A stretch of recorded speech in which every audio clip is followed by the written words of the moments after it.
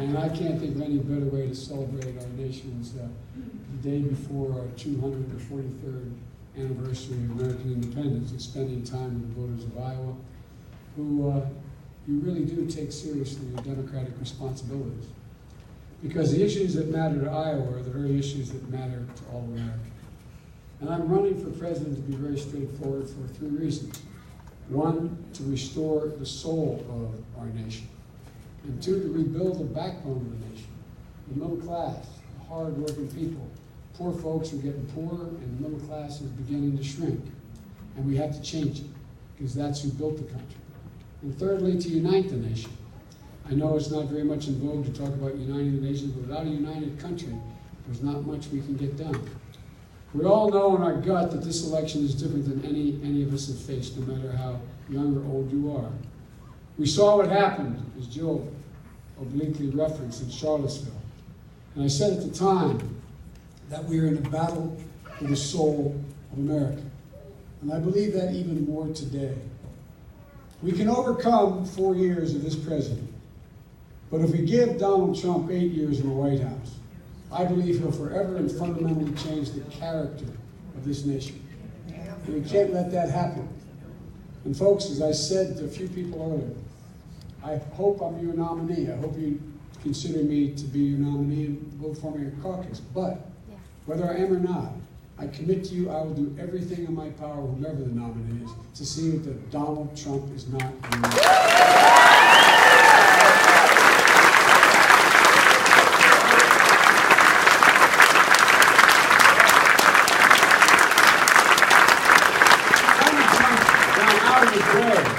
To break the back of the middle class in this country.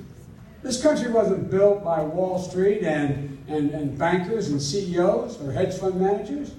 It was built by ordinary people, like where you and I come from. Ordinary people, literally, not figuratively, being able to do extraordinary things. Thing you and I and Joe used to talk about. Joe Sang, I'm referring to here, an old friend. Things that, in fact, there's nothing we can't do. There's a time when we rebuild, this time we rebuild the middle class. We've got to bring everybody along now. Everybody's got to come. No matter your race, your gender, your ethnicity, your religion, who you love, where you live, or what disability you may or may not have. You know, my dad used to have an expression. He said, Joey, a job's about a lot more than a paycheck. It's about your dignity. It's about respect. It's about your place in the community. It's about being able to look your child in the eye and say, honey, it's going to be okay, and mean it. But so few people think they can do that today. The middle class is shrinking. We're no longer the wealthiest middle class. And you have the majority saying their children will not do as well as they did. And by the way, my dad used the word often, dignity. Dignity. How can someone maintain their dignity if they can't afford to care for a child or a family member who has a pre-existing condition? You all are parents, you know, or grandparents. How can you maintain your dignity to look at your child in need if you can't do anything about it? How can you maintain your dignity when you have a son, daughter, husband, wife, brother, sister who's diagnosed with a terminal disease, knowing they only have months to live, and the insurance company come along and say, no, your time's up. Suffer in sympathy. We're not covering you anymore. I can't imagine that that had been done on our son Bo. That's okay, don't worry. I'm so serious. Children, I love to hear them. But folks, look, if you know, when Bo was lying there in pain, if someone came along and we were worried about his wife and his children, our grandchildren, what in God's name it would have done? And they said, no. The last 4 months after he came home from Iraq, he survived for a year. But I'm sorry. Deal with this. You know, there used to be a basic bargain in America.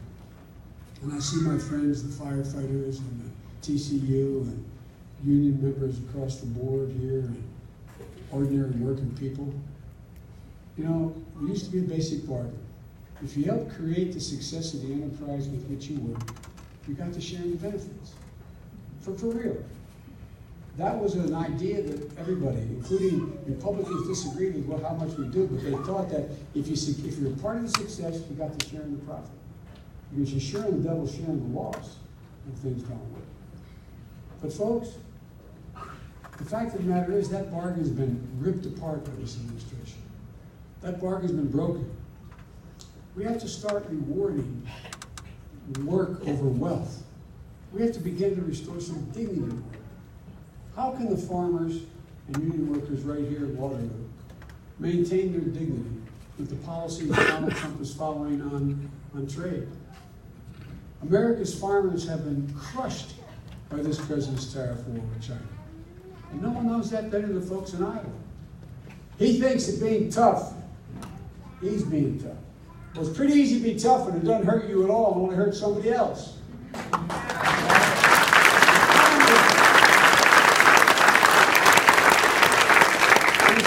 How many farmers you know across this state and this nation who have to face the prospect of losing their business, losing their farm because of Trump's tariff? It's just impacting farmers. It ripples through the entire economy, hitting industries that support agriculture, hurting organized labor, costing consumers more in everyday household goods. What's going to happen in Waterloo's John Deere plants if the farmers aren't investing in new equipment because they're not sure they're going to have a harvest next year? What happens then? What happens? Or if China will be available for their market to buy the soybeans in my state as well, which is a large agricultural state. Trump's tariffs and trade wars are hitting a lot of American manufacturing, especially the American automobile industry. I don't have to tell anybody here in this UAW hall about that. You know, look, we're in a competition with China. We need to get tough with China. But there's serious challenges for us. In some areas, they're a real threat. But look, every single step this president has taken in dealing with China has exacerbated the challenge, has made it worse. While Trump is tweeting from the 75th anniversary on Normandy Beach about some movie actress or something, seriously, China is making massive investments in technologies of the future. While Trump is name-calling, China is building roads, bridges, high-speed rail, investing billions of dollars. While Trump is pursuing a damaging and erratic trade war without any strategy, by the way, China is positioning itself to lead the world in renewable energy that will export to the rest of the world, creating millions and thousands of jobs. While Trump's attacking our friends, China is pressing their advantage all over the world. So yeah, I'm worried about China. If we keep following this president's path, we can outcompete anyone, though, if we invest in ourselves. That's why I propose the historic initiative on scientific research, cutting-edge infrastructure. We'll create literally 10 million good-paying middle-class jobs. A modern workforce that will help American workers and entrepreneurs compete and win with anyone in the world. But time and again, on issue after issue, Trump makes the wrong choices. On health care.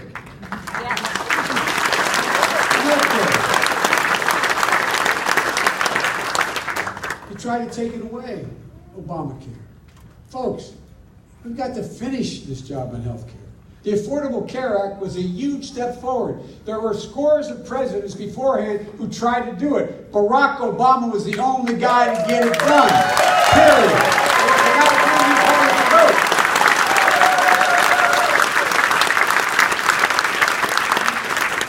You have to remember, I'm glad my mom would know, but I told the president it was a big deal, or words of that effect.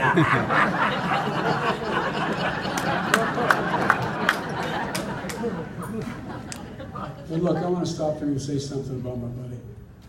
You know, I think Doc saw up close, not only are Barack and I become friends, we worked together, but we became very close friends.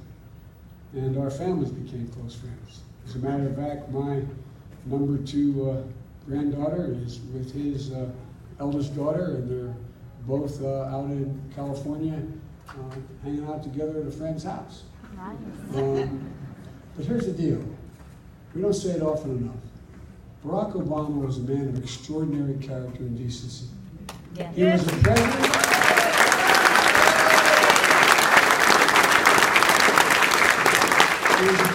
kids can look up to. He was a great president. I was proud to serve 8 years with him, but none more than the day that, in fact, we passed the Affordable Care Act. Now we have to finish the job and make health care a right, not a privilege. Give everyone the peace of mind they deserve. I remember sometimes when my dad was restless, my mom would say, because our rooms were next to one another, I'd say, next one, what's wrong? She said, your dad can't sleep, he's just staring at the ceiling thinking, what happens? He switched jobs, there's no insurance, what happens? What happens if one of us gets sick? Building on Obamacare means that we have to bring everyone along, and we can't start over. There's no time to start over in my view. Building on what we've done, not starting over, allowing people to keep their employer-based insurance or their private insurance or any insurance they have if they want, but if they don't, allowing them the ability to buy into a public option, healthcare plan like Medicare. Look, we have to take advantage of this, and I want to be very blunt with you. It's going to be a big debate among us all in this race, and a lot of good people running. But I fundamentally disagree with anyone who says scrap Obamacare. I'm against any Republican who wants to scrap it. I'm against any Democrat who wants to scrap it. It's the place to look at the bill. Look, take climate. We've had devastating floods across America, including right here in Iowa. Still, Trump denies it. And by the way, he says all those windmills and thousands of people you put to work, they cause cancer. Bless me, Father. I mean, you know, anyway, I shouldn't have even started. What was one of the first things he did? He pulled out of the Paris Climate Accord, which Barack and I helped put together. 197 nations, not 96 nations. Look, folks, we need to do everything in our power to confront the climate threat. That's why I'm proposing we invest $400 billion in clean energy research to accelerate innovation. Partnering with farmers and ranchers to develop the next generation of biofuels, and working with farmers on cover crops to capture carbon in the soil and paying them to do it.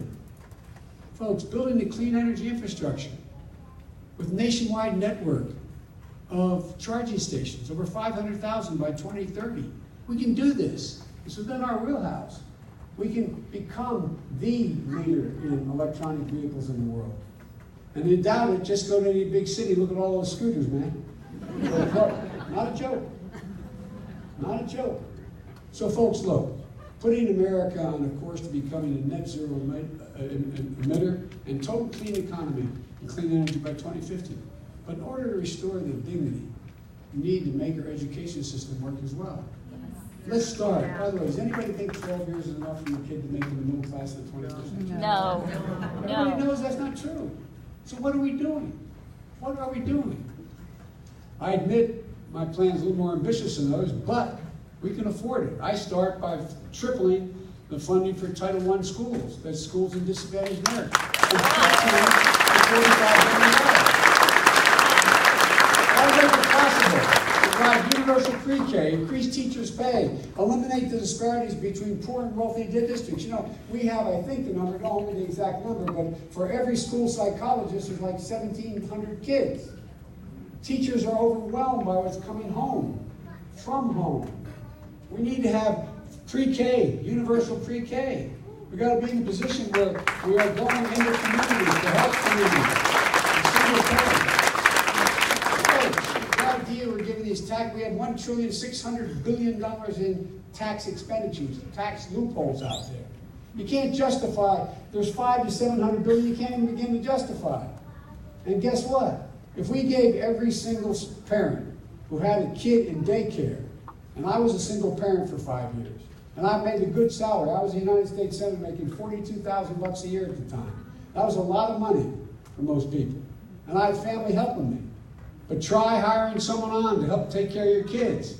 In a major city, it runs about between $20,000 and $25,000 a year to get competent care. Yeah, we can give tax breaks for owning racehorses and a lot of other things. Why in God's name, if we gave an $8,000 tax credit for everyone having a child, in fact, under the age, under school year age, we would be in a position where we put 750,000 women back to work.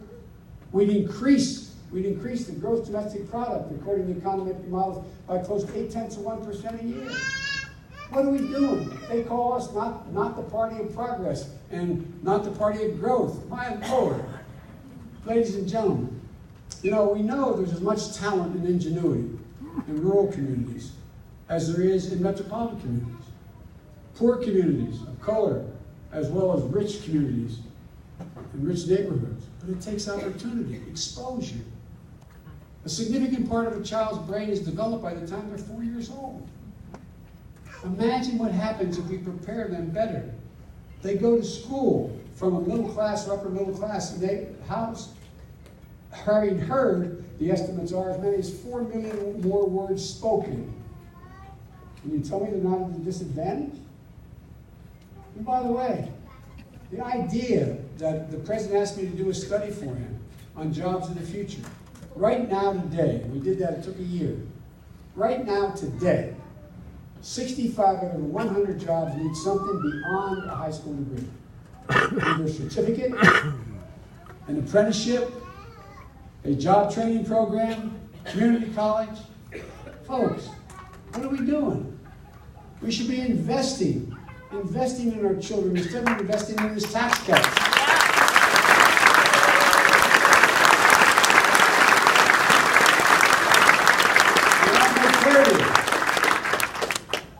If I'm elected president of the United States, goodbye Trump tax cuts for the super wealthy.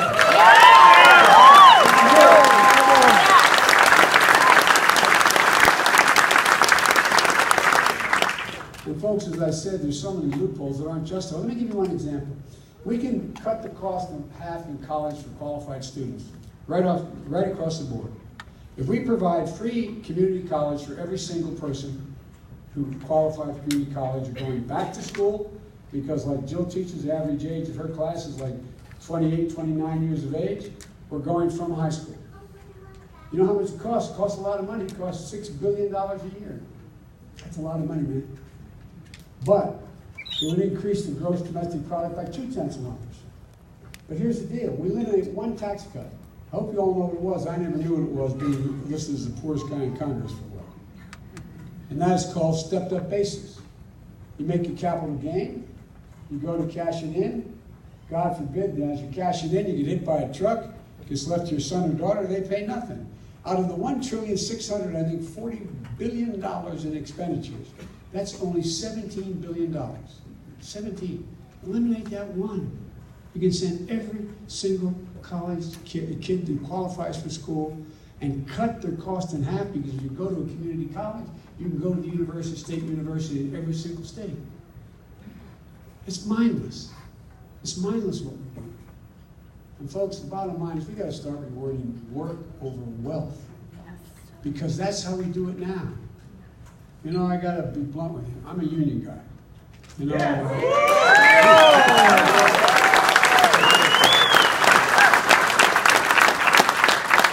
don't just say they right know how to pronounce the word union. Because here's the deal, guys. Unions are the ones that built the middle class. I know and you know it. Look, labor is why even those who never belong to labor have the benefits they have. Labor is the reason why we have a 40-hour week. Labor is the reason why there was overtime pay.